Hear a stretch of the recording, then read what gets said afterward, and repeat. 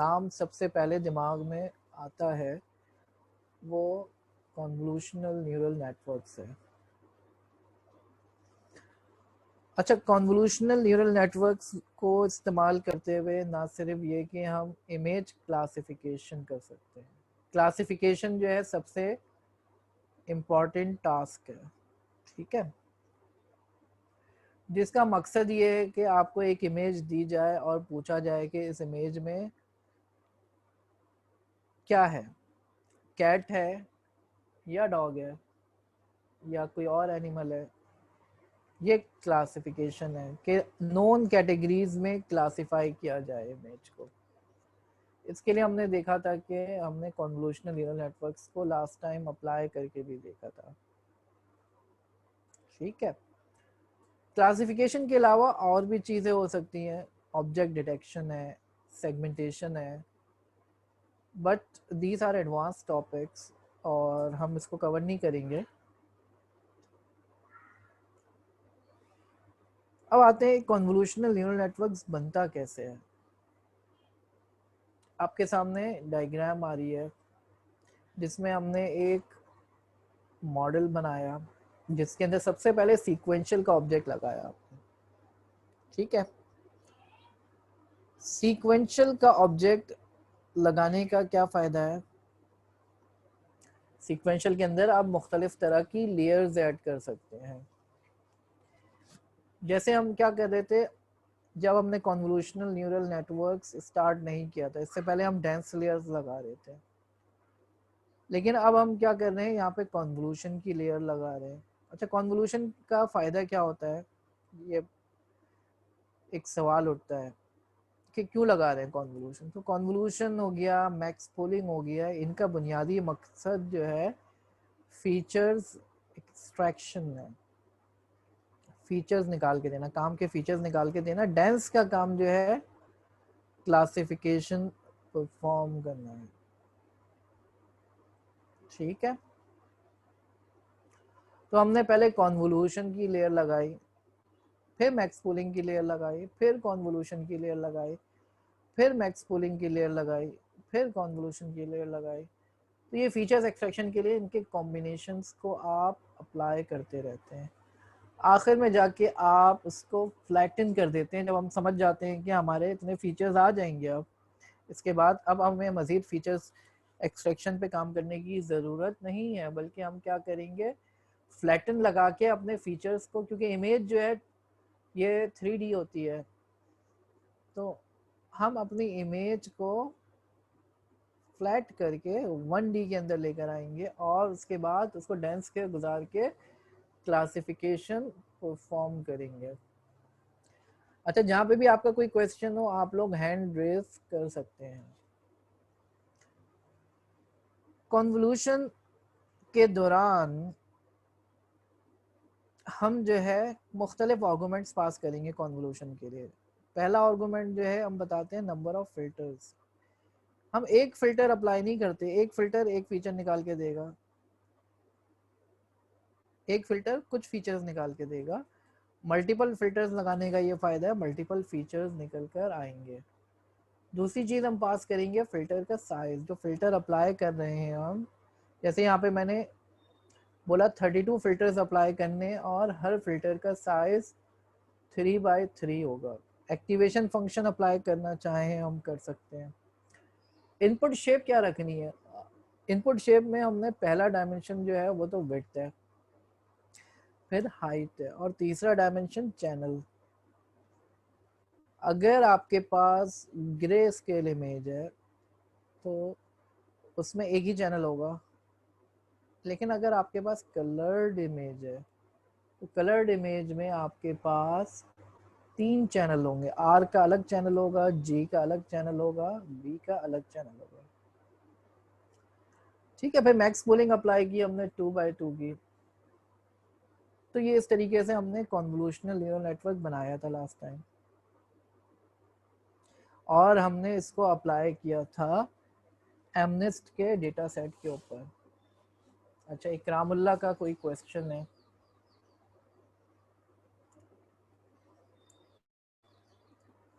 जी इकराम। Hello hello जी इकराम। Sir. Sir जो है हम पोलिंग ही सिर्फ लगा सकते हैं या मैक्स पोलिंग जो है लाजमी है? हम कोई भी आवाज पोलिंग नहीं थोड़ा लगा तेज सकते? बोले। सर हम जो है ये कन्वर्सेशन में कोई भी पोलिंग लगा सकते हैं, जिस तरह एवरेज पोलिंग वगैरह होते हैं, या सिर्फ मैक्स पोलिंग लगाएंगे? अच्छा, बड़ा अच्छा सवाल है इकराम का कि क्या हम मैक्स पुलिंग ही अप्लाई करते हैं या एवरेज पुलिंग भी कर सकते हैं या कोई और तरह की पुलिंग भी कर सकते हैं। जी हाँ बेटा, हम जो है नॉर्मली मैक्स पुलिंग करते हैं, वरना आप चाहें तो कोई भी कर सकते हैं, लेकिन रिजल्ट्स जो है मैक्स पुलिंग के ज़्यादा अच्छे आते हैं, क्योंकि इमेज के अंदर सबसे इम्पोर्टेंट चीज़ जो है वो इमेज का हाई वैल्यूज़ जो होती है ना इमेज के अंदर, वो ज़्यादा इम्पोर्टेंट होती है। ठीक है, तो मैक्स पुलिंग ही अप्लाई की जाती है नॉर्मली, लेकिन आप चाहे तो एवरेज पुलिंग भी कर सकते हैं, सम पुलिंग भी कर सकते हैं, वगैरह वगैरह। ठीक है बेटा, आगे चलते हैं।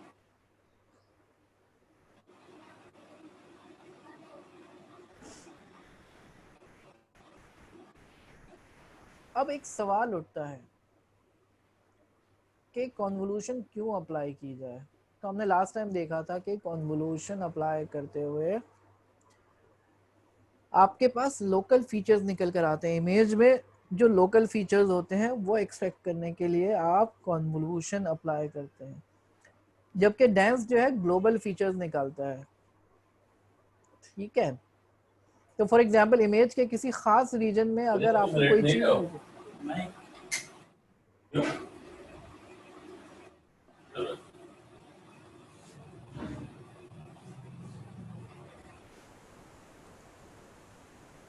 अच्छा जी, तो इमेज के किसी खास रीजन में आपको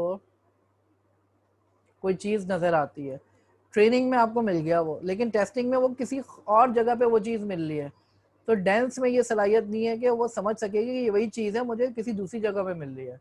कॉन्वोल्यूशन समझ जाते हैं यही पैटर्न मुझे किसी दूसरी जगह पे भी मिलेगा, तो कॉन्वोल्यूशन उसको आइडेंटिफाई कर पाएगा। तो कॉन्वोल्यूशन जो पैटर्न्स निकालता है वो ट्रांसलेशन इनवेरिएंट होता है। अगर इमेज जो है थोड़ी सी लेफ्ट से राइट पे हो गई है खींचते हुए, बंदा तो वही है ना, इमेज में वो दूसरी जगह पे चला गया, तो कॉन्वोल्यूशन जो है वो आइडेंटिफाई कर पाएगा, जबकि डेंस वो चीज़ आइडेंटिफाई नहीं कर पाएगा। ठीक है, यहाँ तक की बात क्लियर है? कोई क्वेश्चन हो तो पूछ सकते हैं।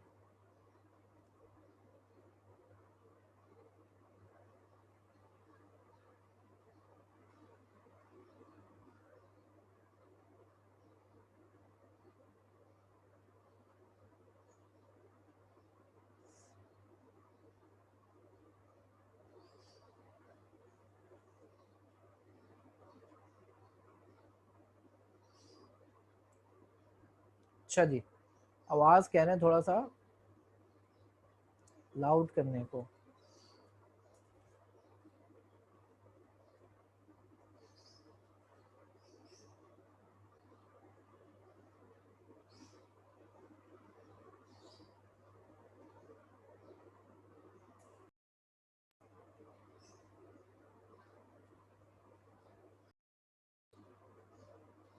आवाज़ ठीक है? अच्छा। अच्छा, एक क्वेश्चन आ रहा है कि CNN कहाँ इस्तेमाल होगा। CNN इमेजेस के लिए इस्तेमाल किया जाता है नॉर्मली। मैक्स पुलिंग भी लोकल पैटर्न्स आइडेंटिफाई करता है। जी हाँ।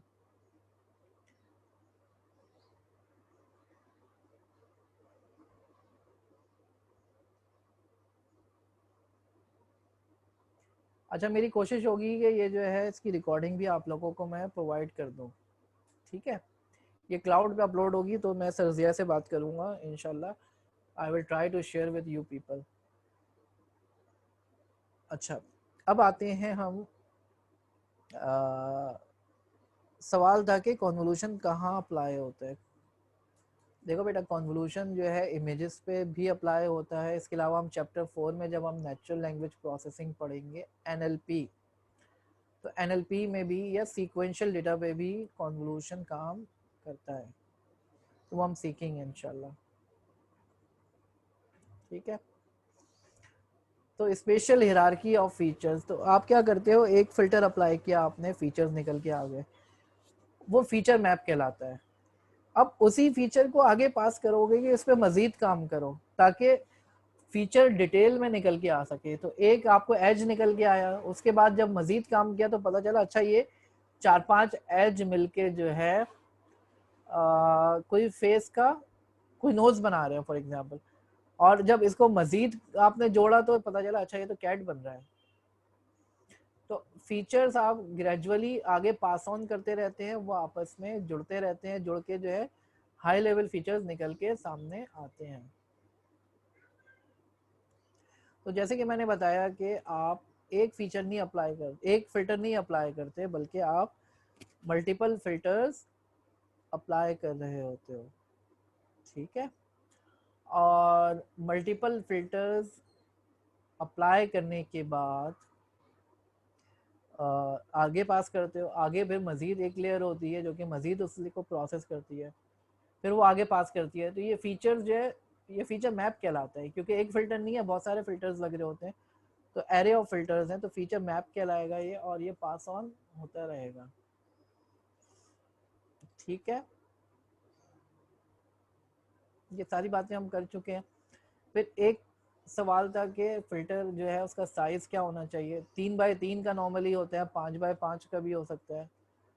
और दूसरी चीज कि आप एक फिल्टर अप्लाई नहीं कर रहे हो बल्कि आप कई फिल्टर्स अप्लाई कर रहे हो, तो उसको हम कहते हैं फीचर मैप। क्या कहते हैं, फीचर मैप कहते हैं। एक फिल्टर अप्लाई नहीं कर रहे होते बल्कि कई फिल्टर अप्लाई कर रहे होते हो, तो ये डेप्थ होते हैं फीचर मैप की।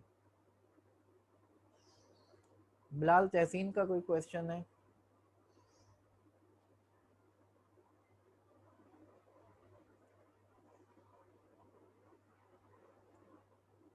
जी बिलाल।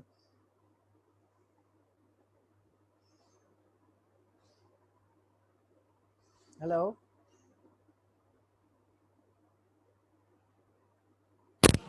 तो सर आवाज आ रही है? जी बेटा आवाज आ रही है। जी सर, मैं ये बोल रहा था कि हम लोग को किस तरह, जैसे फिल्टर को किस तरह पता चलेगा कि जैसे मैं इस इमेज पे जब फिल्टर चलाऊंगा तो वो किस तरह उसको डिटेक्ट करेगा कि ये मैंने नोज को फिल्टर मतलब पकड़ा है, ये मैंने आई को पकड़ा है। तो फिल्टर के अंदर ऐसी क्या प्रॉपर्टीज होती है कि वो सिर्फ इन्हीं फीचर्स को एक्सट्रैक्ट कर लेता है? अच्छा अच्छा, अच्छा सवाल है आपका। देखिए मैं आपको एक स्लाइड शेयर करता हूँ, अगर है भी यहाँ पे पड़ी तो।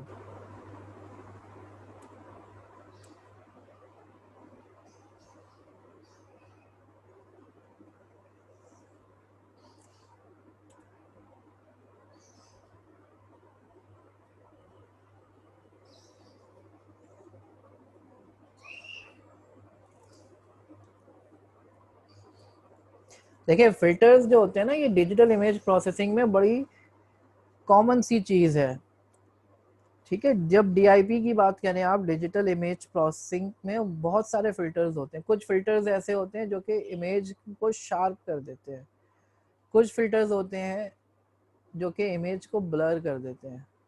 हर फिल्टर के अलग अलग काम है, लेकिन अब सवाल ये होता है वहां पे जो फिल्टर्स होते हैं ना, वो उनकी वैल्यूज फिक्स्ड होती हैं कि आपको अगर इस तरह का काम करना है तो आप योला फिल्टर लगा दो, अगर आपको इस तरह का काम करना है तो कोई स्पेसिफिक फिल्टर लगा दो।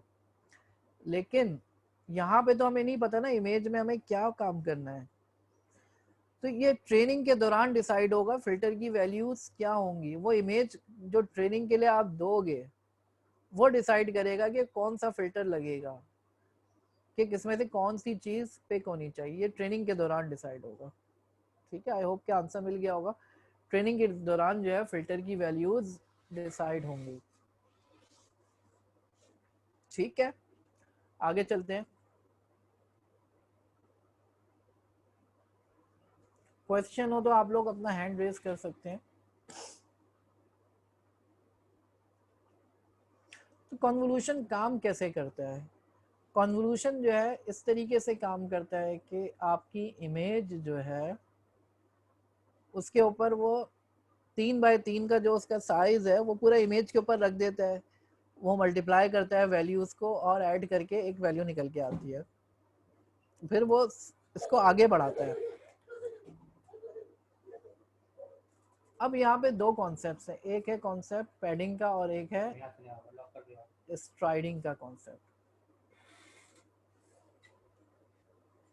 क्या होती है स्ट्राइडिंग और पैडिंग? देखो बेटा, ये इमेज है ना, अगर अब जब इसके कॉर्नर पे आप फिल्टर अप्लाई करोगे अपना, तो पूरा फिल्टर तो बाहर जा रहा है ना, ये फिल्टर बाहर निकल गया है। यहाँ पे अप्लाई कर रहे हो तो समझ में आती है बात, यहाँ पे फिल्टर अप्लाई हो रहा है, सही है। लेकिन अगर आप कॉर्नर पे अप्लाई कर रहे हो तो आधा जो फिल्टर है वो तो बाहर जा रहा है, तो यहाँ पे फिल्टरिंग अप्लाई नहीं हो सकती। इसका सोल्यूशन ये होता है कि आप इसको पैड कर दो, यहाँ पे इमेज के आखिर में जो है ना आप जीरो की लेयर डाल दो, तो यहाँ पे जीरो की लेयर डाल देते हैं, ठीक है। इससे क्या फायदा होगा कि आप इमेज के आखिर में भी जो है कॉन्वोल्यूशन अप्लाई कर सकते हो, अदरवाइज इमेज छोटी हो जाएगी, आप आखिर में तो अप्लाई कर ही नहीं सकते ना, तो ये पैडिंग कहलाती है। दूसरा कॉन्सेप्ट जो है वो है स्ट्राइड का। आपके पास ये इमेज है, आपने इस पे यहाँ पर आपने फिल्टर अप्लाई कर दिया, अब आप क्या करोगे, इसको थोड़ा सा आगे बढ़ाओगे, खिसकाओगे, फिर फिल्टर अप्लाई करोगे, फिर थोड़ा सा आगे बढ़ाओगे, फिर फिल्टर अप्लाई करोगे। इस तरीके से आप इसको खिसकाते रहोगे और फिल्टर अप्लाई करते रहोगे। ये जो आप खिसका रहे हो ना, इसको थोड़ा थोड़ा ग्रेजुअली राइट साइड पे कर रहे हो, फिर नीचे लेके आ जाओगे, ये स्ट्राइडिंग कहलाता है। अब आप स्पीड में अगर स्लाइड करना चाहो तो एक तरीका तो ये है कि आपने अप्लाई किया, फिर आप बहुत एग्रेसिवली और बहुत आगे निकल गए, फिर आपने यूं अप्लाई किया, फिर आपने यूं अप्लाई किया। तो स्ट्राइड का साइज आप 1 पिक्सल भी रख सकते हो, 2 पिक्सल भी रख सकते हो। यानी आपने अप्लाई किया स्ट्राइड और उसके बाद आप 1 पिक्सल आगे बढ़े और फिर अप्लाई किया, आपने कॉन्वोल्यूशन अप्लाई किया, फिर 1 पिक्सल आगे बढ़े, फिर आपने कॉन्वोल्यूशन अप्लाई किया, फिर 1 पिक्सल। लेकिन आप ये भी कर सकते थे, कॉन्वोल्यूशन अप्लाई करने के बाद 2 पिक्सल आगे बढ़ जाते, तो स्ट्राइड आपका 2 का हो जाता। ठीक है, यहाँ तक के कोई क्वेश्चन? हैंड रेज करें अगर क्वेश्चन है तो।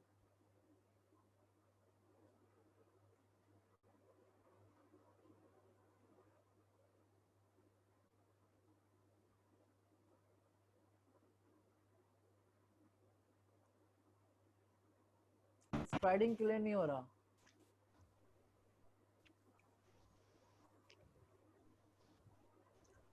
अच्छा जी, मास का क्वेश्चन है जी। मास, सर स्ट्राइडिंग का कॉन्सेप्ट एक्सप्लेन करते हैं दोबारा। अच्छा देखो,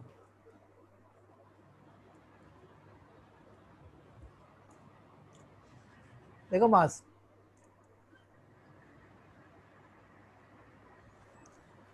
आपके पास ये इमेज है ना, अब इस पे मैं फिल्टर लगा रहा हूँ, मैंने ये फिल्टर लगाया इसके ऊपर, ठीक है, ये फिल्टर अप्लाई किया मैंने। अब मैं क्या करूंगा, उसके बाद फिल्टर को आगे बढ़ाता हूं मैं, है ना, अपनी विंडो में आगे बढ़ाऊंगा और फिर दोबारा अप्लाई करूंगा। इस डायरेक्शन में मैं अपने फिल्टर को बढ़ाते जाऊंगा, अप्लाई करते जाऊंगा, ठीक है। तो मैं स्टेप्स ले रहा हूँ ना, स्ट्राइड का मतलब है स्टेप्स ले रहा हूँ मैं बहुत तेजी से भी तो कर सकता था मैं, कि मैं एक एक कदम नहीं उठाऊं, मैं 2-2 कदम उठा के आगे बढ़ूं, कितने पिक्सल्स आगे बढ़ूं मैं यूं भी तो कर सकता था कि मैंने एक कदम आगे बढ़ा, फिर मैंने ये वाला को करा, अब यहां से मैंने कितना स्ट्राइड लिया, ये 2 पिक्सल्स का स्ट्राइड है मिसाल के तौर पर, ठीक है, आई बात समझ में या अभी भी क्लियर नहीं है?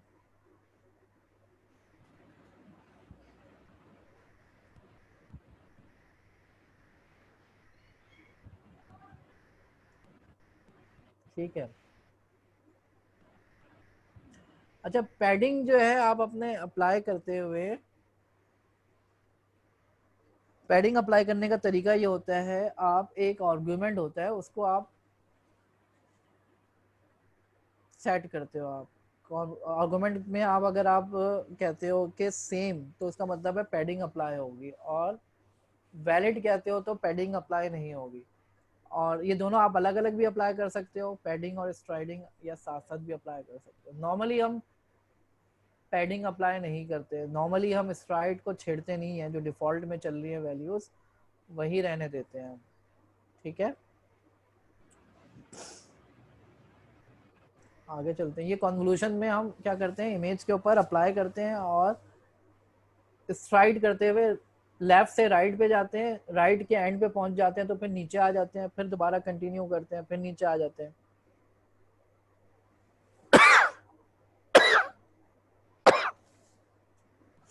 अच्छा जी, आगे चलते हैं। पैडिंग पे बात हो गई। मैक्स पूलिंग क्या होती है, आप इमेज को 2x2 के या 3x3 के या 4x4 के, आपकी मर्जी है जितने बाय जितने का आपने पैच बनाना है, वो पैच बना के आप उसमें से मैक्सिमम वैल्यू पिक कर लेते हो। ये कहलाती है मैक्स पूलिंग। ठीक है, अच्छा 2 पार्टिसिपेंट्स ने हाथ खड़े किए हैं।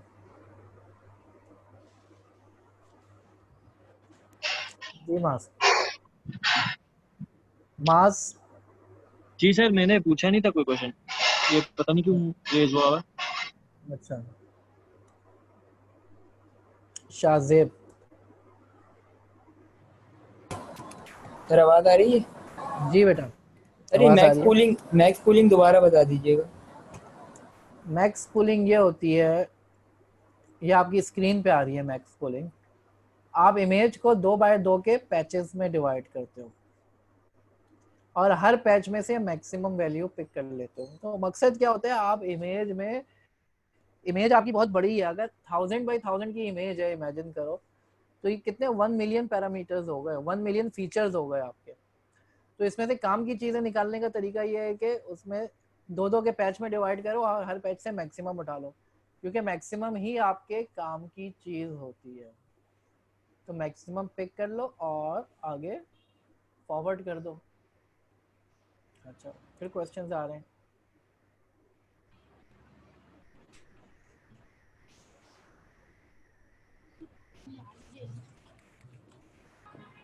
Slide number 7, sir slide number 17 समझा दें।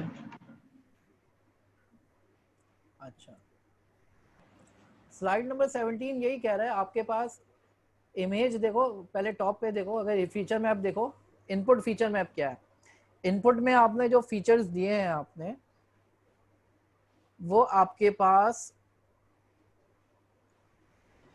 3 डायमेंशनल है, जिसमें विड्थ है, हाइट है और डेप्थ है। डेप्थ आपके चैनल्स है, उसके ऊपर आपका फिल्टर 3x3 के पैचेस बने, वो अप्लाई हुआ और आपके पास 3x3 के पैचेस अप्लाई होके वैल्यूज निकल के आ रही है। फिर ये जुड़ के जो चीज बन रही है, आउटपुट निकल रहा है, ये आउटपुट फीचर मैप कहलाएगा।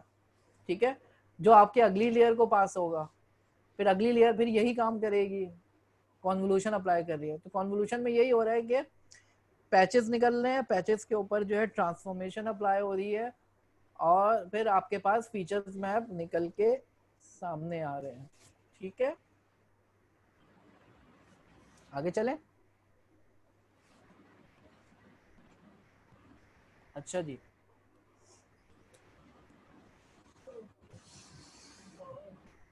मैक्स पूलिंग भी क्लियर हो गया है आई थिंक।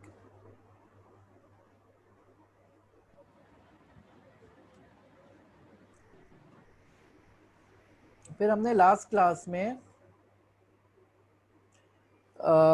एक डेटा सेट उठाया था हमने,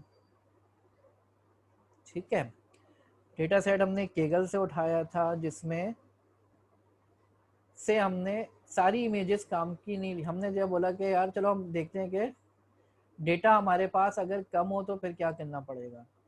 तो हमने 2000 इमेजेस रखी थी, जिसमें से कुछ ट्रेनिंग के लिए रख ली, कुछ टेस्टिंग के लिए रख ली, कुछ वैलिडेशन के लिए रख ली।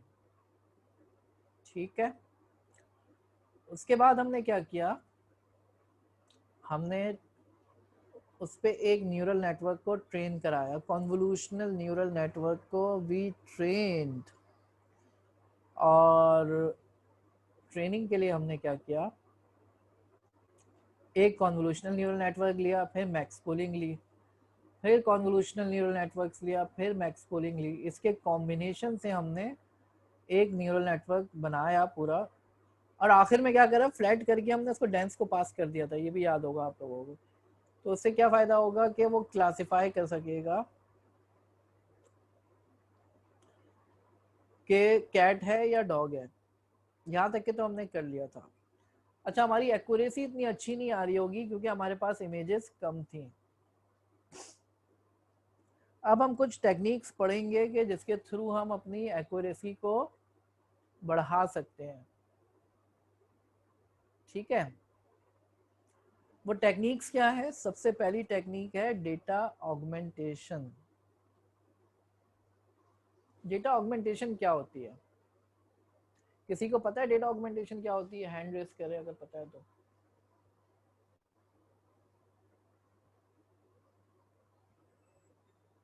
अच्छा, कोई भी हैंड रेज नहीं कर रहा। देखो, डेटा ऑगमेंटेशन इज, अच्छा 3 पार्टिसिपेंट्स हैं जिन्होंने हैंड रेज किया है। जी अहमद। अस्सलाम वालेकुम सर। सर आवाज़ आ रही है आपको? जी बेटा, सर बिल्कुल आ रही है। मेरा एक क्वेश्चन भी है और आपके सवाल का जवाब भी है, जो आपने डेटा ऑगमेंटेशन पूछा है। सर ये बेसिकली इमेजेस से इमेजेस बनाना होती हैं कि हमारे पास अगर बहुत कम इमेजेस का डेटा है तो हम उससे किस तरह डिफरेंट रोटेशन के अंदर, डिफरेंट एंगल के अंदर जो है वो हम इमेजेस को बना सकते हैं। तो सर मेरा एक क्वेश्चन ये है कि जिस तरह हम ANN में पढ़ रहे थे कि वेट किस तरह जनरेट होते हैं, जब भी हमारा इनपुट एक पर्टिकुलर नोड पे जा रहा होता था तो एक वेट जनरेट होता था। तो इसके अंदर इमेजेस के अंदर हमारे वेट किस तरह जनरेट होंगे, क्योंकि वो फिल्टर भी लग रहे हैं। तो अगर हम एक कमांड चलाते हैं मॉडल डॉट समरी की, तो उसमें टोटल पैरामीटर नीचे आ रहे होते हैं। तो वो किस तरह ये मॉडल कैलकुलेट करता है, आप थोड़ा सा इसके बारे में तो बता देंगे? अच्छा ठीक है। अच्छा देखिए, आपका जो सवाल है ना कि इसमें वेट्स क्या होते हैं, तो जो फिल्टर की जो वैल्यूज है ना, यही वेट्स हैं एक्चुअली। ठीक है, ये जो फिल्टर्स हैं ये वेट्स ही है ना। बेसिकली क्या होता है न्यूरल नेटवर्क में, वेट्स क्या होते हैं? वेट्स जो इनपुट से मल्टीप्लाई होते हैं। तो ये जो फिल्टर है ये वही चीज है जो इनपुट से मल्टीप्लाई हो रहे होते हैं। फर्क सिर्फ इतना है कि अगर आपके पास 1000 बाई 1000 की इमेज है तो 1 मिलियन आपके पास फीचर्स हैं। उन फीचर्स के लिए, हर फीचर के लिए अलग वेट नहीं होगा, बल्कि उन 1000 बाई 1000 के लिए सिर्फ 10 वेट्स होंगे। 3 बाई 3 की विंडो और एक बायस 10 होंगे, बजाय इसके कि 1 मिलियन वेट्स होते हैं तो बहुत ज्यादा हो जाता है। यहाँ पे सिर्फ 10 वेट्स होंगे जो कि पूरी इमेज के लिए होंगे। बस ये फर्क है। तो सर इसमें एक एग्जांपल में जिसमें हमने इसका डेटा लिया था, इसके अंदर 28 बाई 28 पिक्सल की इमेज थी कन्वोल्यूशनल नेटवर्क के अंदर। जब हमने इसके ऊपर 3 बाई 3 का फिल्टर लगाया तो इसने इमेजेस का साइज 26 बाई 26 कर दिया। ठीक जी। है, तो 26 बाई 26 कर दिया, आउटपुट जनरेट हो रहे थे 32। 26 बाई 26 कैसे हुआ? ये अभी मैंने बताया ना। देखो, मैं दोबारा से बता देता हूँ। नहीं सर मुझे क्लियर हो गया किस तरह हुआ है ये। उसने जो है वो हर स्लाइड आगे आगे मूव कर रहा था, तो इमेजेस का साइज जो है उसको वो रोज नहीं मिली और उसको जो कॉलम से वो मिले नहीं, जिसकी वजह से उसका मैट्रिक्स का साइज जो है वो रिड्यूस हो गया। जी ठीक है। तो ठीक है, तो इमेजेस का साइज 26 बाई 26 हो गया और आउटपुट जो है हमारे 32 आए। तो इसके आउटपुट 30, 32 आउटपुट नहीं आया इमेजेस। था, 32 फिल्टर्स थे। 32 फिल्टर्स होंगे और हर फिल्टर जो है उससे आउटपुट निकल कर आ रहा होगा 26 बाई 26 का। ठीक है, हर फिल्टर जो है एक इमेज पे काम करने के बाद एक छोटी इमेज भेज रहा होगा, हर फिल्टर एक इमेज बना रहा होगा, ठीक है, हर फिल्टर एक इमेज बना रहा होगा। अच्छा, हम आते हैं डेटा ऑगमेंटेशन के ऊपर। डेटा ऑगमेंटेशन क्या होती है?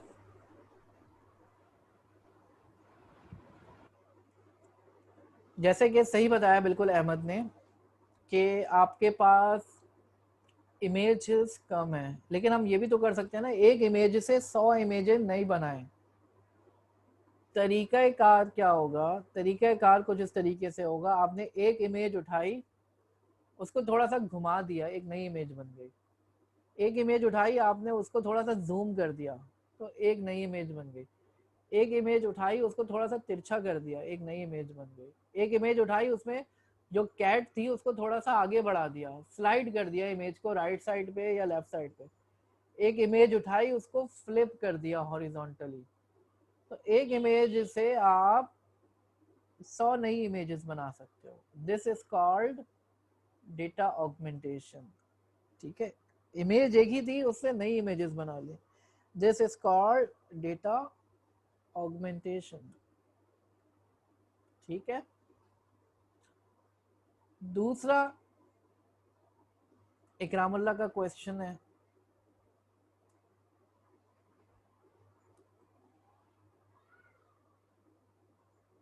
जी सर इकराम। पहले हम जो थे वो के फोल्ड लगा रहे थे डेटा को इंक्रीज करने के लिए और फिटिंग को दूर करने के लिए। बेटा आपकी आवाज कट रही है, बहुत वो है, नॉइज बहुत है आपकी आवाज में। सर हम के फोल्ड लगा सकते हैं? क्या चीज? के फोल्ड। सॉरी, फिर से पूछिएगा। सर आवाज क्लियर आ रही है अभी? जी सर हम के फोल्ड ऑगमेंटेशन की जगह लगा सकते हैं या नहीं लगा सकते? नहीं बेटा, आप चैट पे टाइप कर दें, ठीक है। Okay sir.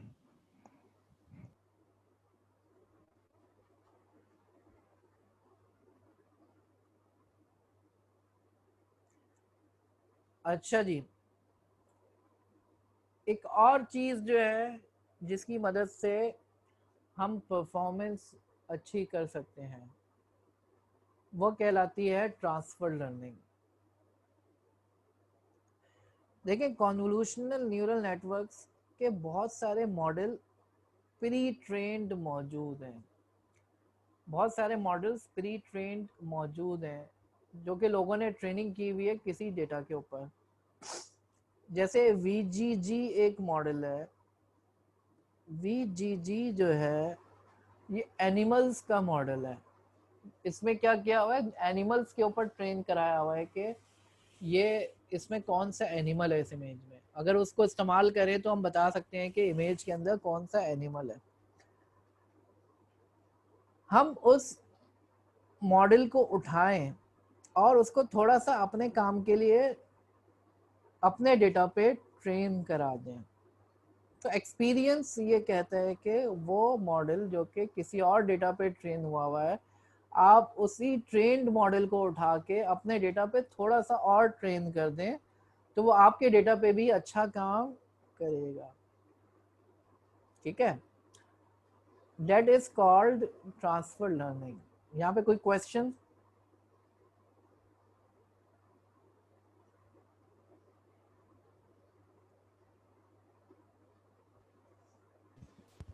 जी मुर्तजा। अस्सलाम वालेकुम सर, आवाज़ आ रही है? जी वालेकुम सलाम। जी सर, ये पूछना था कि जो जब हम ट्रांसफर लर्निंग करेंगे तो किसी और मॉडल को उठा के और उसमें अपना डेटा देंगे, जी तो फॉर एग्जांपल मैं अपने डेटा में जी जी बोलें। मॉडल को, तो जो मॉडल है आवाज़ कट गई बेटा आपकी। सर मैं कह रहा हूँ कि अब मैं न्यू मॉडल जो उठाता हूँ ट्रांसफर लर्निंग के लिए, उसके अंदर मैं 100 इमेजेस देता हूँ मॉडल को ट्रेन करने के लिए। जी जी।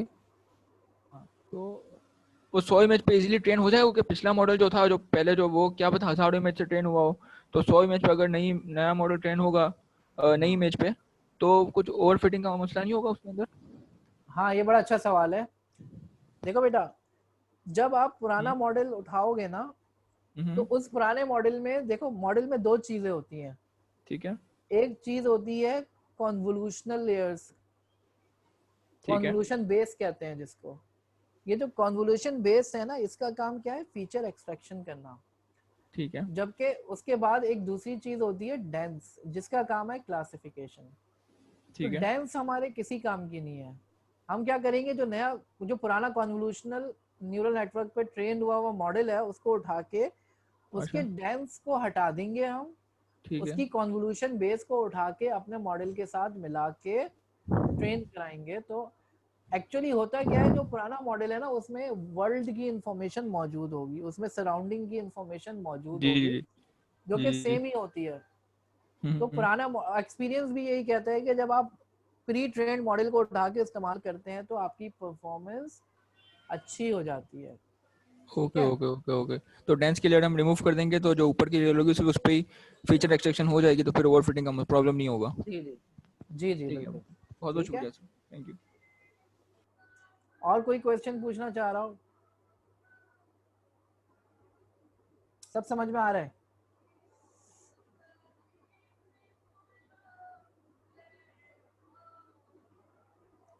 अच्छा जी,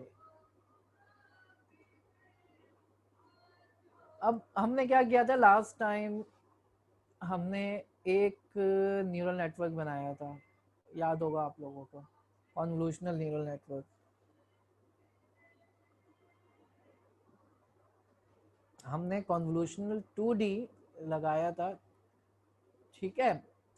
32 फिल्टर्स लगाए, 3x3 की इमेज है, एक्टिवेशन फंक्शन रेलू यूज किया, इनपुट शेप हमने 150x150x3 दी, हमने मैक्स पुलिंग अप्लाई की, हमने फिर कॉन्वोल्यूशन अप्लाई किया, फिर हमने मैक्स पुलिंग अप्लाई की, फिर कॉन्वोल्यूशन अप्लाई किया, फिर मैक्स पुलिंग अप्लाई की, फिर कॉन्वोल्यूशन अप्लाई किया, फिर मैक्स पुलिंग अप्लाई की, और फिर हमने फ्लैटन कर दिया।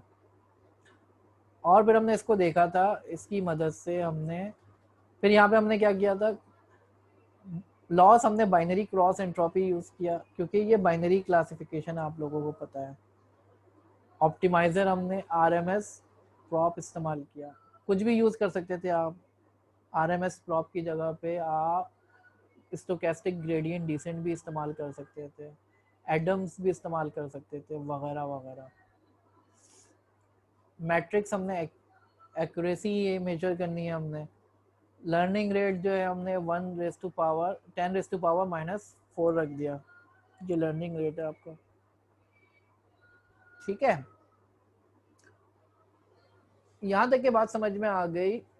तो अब हम आगे चलते हैं, डेटा ऑगमेंटेशन हमने कैसे करनी है वो समझते हैं।